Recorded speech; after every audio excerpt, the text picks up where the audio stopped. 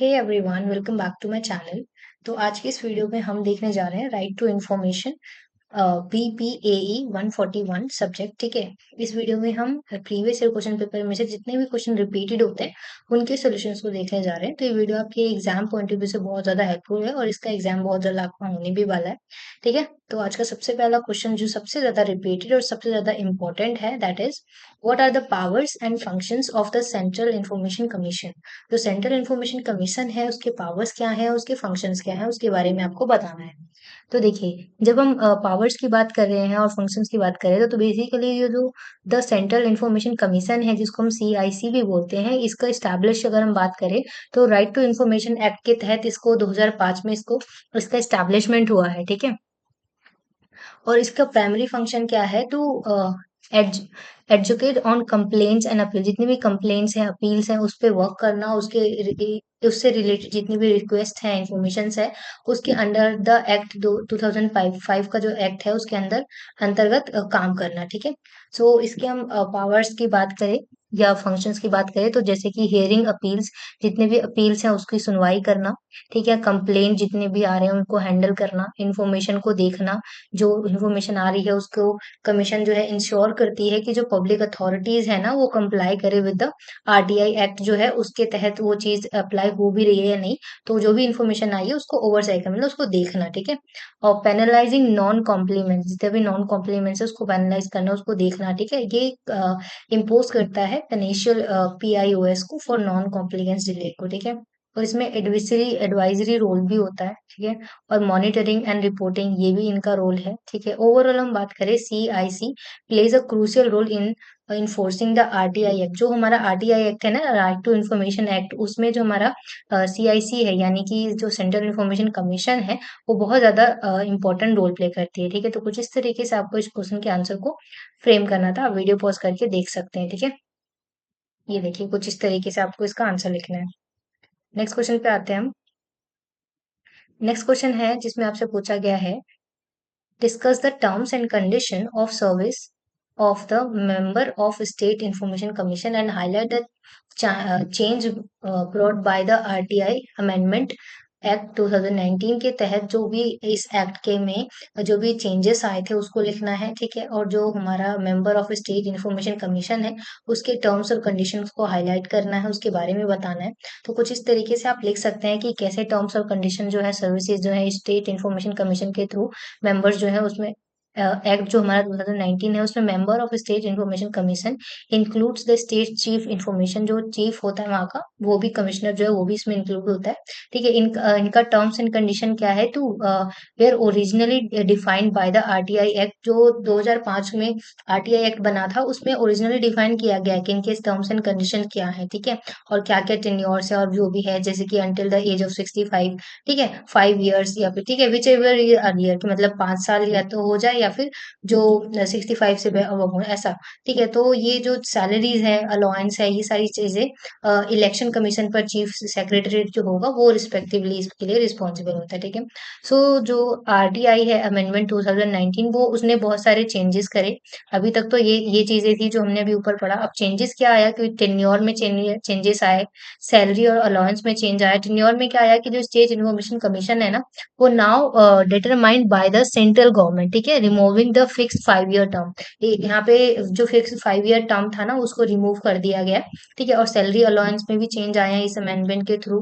ठीक है। और साथ ही साथ ये जितने भी ये चेंजेस है ना ये बहुत ही सेंट्रलाइज और कंट्रोल वे में हुई हैं ये सारी चीजें।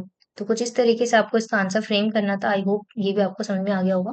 नेक्स्ट है, there is an urgent need to improve the proactive discourse of information administrative transparency accountability. ये एक तरीके का सेंटेंस है। ठीक है। इसके बारे में आपको बताना है, इसको एग्जामिन करना है यहाँ पे। ठीक है। यहाँ पे इसको मत ध्यान दीजिएगा। नेक्स्ट क्वेश्चन पे आते हैं हम। ठीक है। तो यहाँ पे क्या है कि जो भी प्रोएक्टिव डिस्कोर्सेज है, एडमिनिस्ट्रेटिव है, ट्रांसपेरेंसी ट्रांसपेरेंसी जितने भी हैं, अकाउंटेबिलिटी, उसके बारे में आपको यहाँ पे बताना है। तो देखिए, इसमें आप बताएंगे कि कैसे जो डिस्कोर्स है, इंफॉर्मेशन है, बहुत ही क्रूशियली तरीके से इनहांसिंग एडमिनिस्ट्रेटिव को के साथ अकाउंटेबिलिटी करता है, मतलब बिल्कुल साफ तरीके से, ठीक है, और मतलब उसमें कोई अंदर की चीज धोखाधड़ी ऐसा कुछ नहीं है।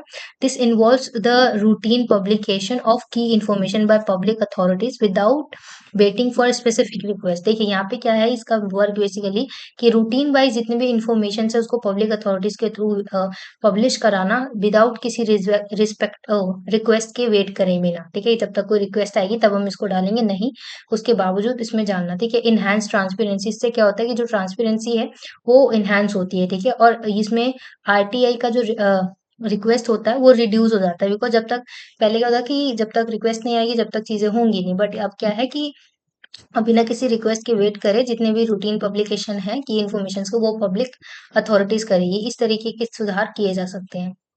नेक्स्ट है, what are the major expectation from the public authorities in implementation of the RTI act.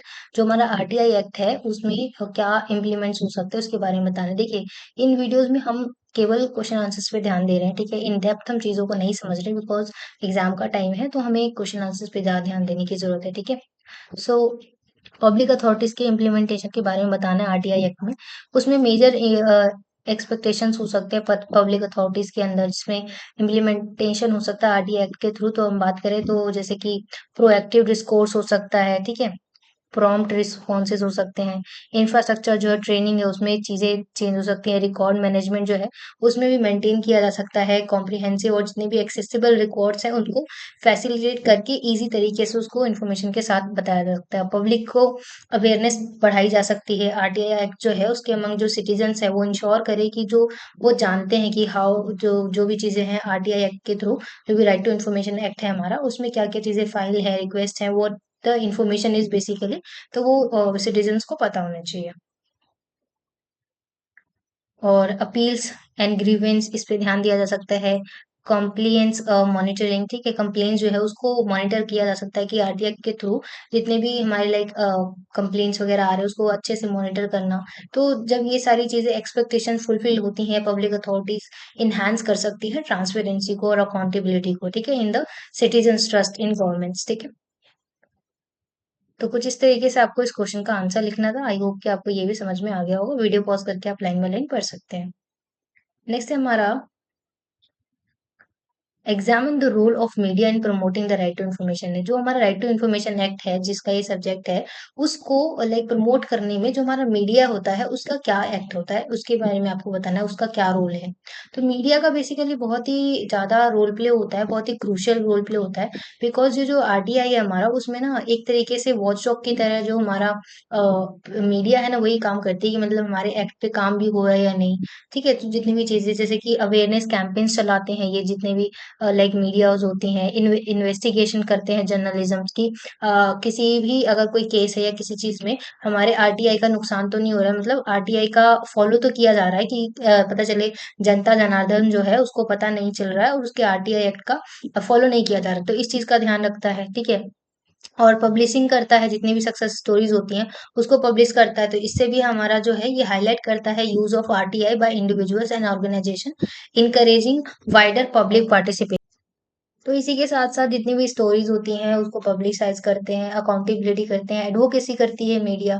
तो इन शॉर्ट हम कह सकते हैं कि आरटीआई एक्ट को प्रमोशन में ना जो मीडिया होता है उसका बहुत ज्यादा क्रूशियल रोल प्ले होता है, बहुत इंपॉर्टेंट रोल प्ले होता है। नेक्स्ट है discuss the significance of the right to information for governments, ठीक है। फॉर गवर्नेंस जो राइट टू इन्फॉर्मेशन एक्ट है उसका गवर्नेंस के थ्रू क्या इंपॉर्टेंस है ये बताना है आपको। तो इसमें ट्रांसपेरेंसी होती है, ये गवर्नमेंट के लिए इंपॉर्टेंट है, ठीक है। अकाउंटेबिलिटी, सिटीजन पार्टिशनशिप, इसके थ्रू क्या होता है कि जो सिटीजन होते हैं वो किसी भी रूल्स में या कोई नई रेगुलेशंस बन रही है तो उसमें पार्टिसिपेट कर सकते हैं। एंटी करप्शन होता है वो बचा उससे बचाया जा सकता है, ठीक है। इफिशियंसी, ट्रस्ट जो गवर्नमेंट है उसके थ्रू उसके लिए ट्रस्ट बिल्ड होता है, ठीक है। ओवरऑल जो ये आरटीआई है ना fundamental to democratic government ensuring that power is exercise transparently and responsibility, जितनी भी ये चीजें हैं वो आरटीआई के थ्रू फंडामेंटल डेमोक्रेटिक गवर्नमेंट्स के थ्रू यहाँ पे इंश्योर होते हैं और यहाँ पे एक्सरसाइजेज जो है ट्रांसपेरेंटली रिस्पॉन्सिबल होती हैं फॉर दिस जॉब, ठीक है। सो आई होप कि आपको ये क्वेश्चन भी समझ में आ गया होगा। वीडियो पॉज करके आप देख सकते हैं, देखिए। नेक्स्ट क्वेश्चन में हम देखते हैं right short notes in about 200 words on each the following. तो देखिए इन दोनों के ऊपर या फिर एग्जाम में आपके पास चार ऑप्शन हो सकते हैं, उन दोनों में से कोई दो पर आपको शॉर्ट नोट लिखना हो सकता है, ठीक है। तो सबसे पहला है रोल ऑफ मजदूर किसान इन शक्ति संगठन में आपको बताना है। तो मजदूर किसान जो शक्ति संगठन था, इसमें क्या था, ग्रास रूट्स ऑर्गेनाइजेशन हुआ था in Indian that played a pivotal role in evaluation of the right to information, ठीक है। ये फाउंड हुआ था 1990 में in Rajasthan. MKSS focused on transparency and accountability in rural governments की कंट्रीब्यूशंस इंक्लूड, यहाँ पे क्या क्या कंट्रीब्यूशन इंक्लूड करता है इस वाला, ये वाला जो हमारा रोल था मजदूर किसान शक्ति संगठन वाला, इसमें पब्लिक हियरिंग करना, एडवोकेसी कंपेयर करना, influencing legislation, empowerment and education, ये सारी चीजें, मॉडल फॉर एक्टिविज्म, ये सब चीजें, ठीक है। ये चीजें इसमें जो है इंपॉर्टेंट रोल प्ले करती है। नेक्स्ट है जन सनवई एंड सोशल अडल्ट ऑडिट, इसके ऊपर आपको नोट लिखना है। तो ये क्या है कि बेसिकली जन स्वामी इज अ एक की component of the social audit process, providing a platform for community members to scrutinize and evaluate public projects and services. It involves several critical elements, जैसे transparency हो गया, community participation हो गया, accountability हो गया, verification of data हो गया। इन चीजों के ऊपर ये वाला जो बेसिकली जन सुनवाई और जो सोशल ऑडिट है, ये बेसिकली काम करता है, ये एक्ट जो है हमारा जन सुनवाई वाला। इसमें एम्पावरमेंट और करेक्टिव मेजरमेंट्स किया जाता है। तो ओवरऑल बात करें तो ये जो जन सुनवाई है, एक बहुत ही विटल रोल इंश्योर करता है अकाउंटेबिलिटी, ट्रांसपेरेंसी और जो जितनी भी कम्युनिटी है उसको involvement in the management of public resources, ठीक है। सिग्निफिकेंटली कंट्रीब्यूट करता है टू इफेक्टिव गवर्नेंस, ठीक है। तो कुछ इस तरीके से आपको इसका आंसर लिखना था। आई होप कि आपको ये दोनों शॉर्ट नोट्स भी समझ में आए होंगे। यहाँ पे मैं स्क्रीनशॉट कर देती हूँ, आप वीडियो पॉज करके अगर आप नोट डाउन करना चाहें तो आप नोट डाउन कर सकते हैं, ठीक है। ये हमारा जन सुनवाई वाला था, ये, ठीक है। नेक्स्ट ये वाला क्वेश्चन है हमारा discuss the significance. I hope कि हमने जितने भी क्वेश्चन यहाँ पे देखे आज, सब आपको समझ में आ गए होंगे और आपने अच्छे से पढ़ा होगा।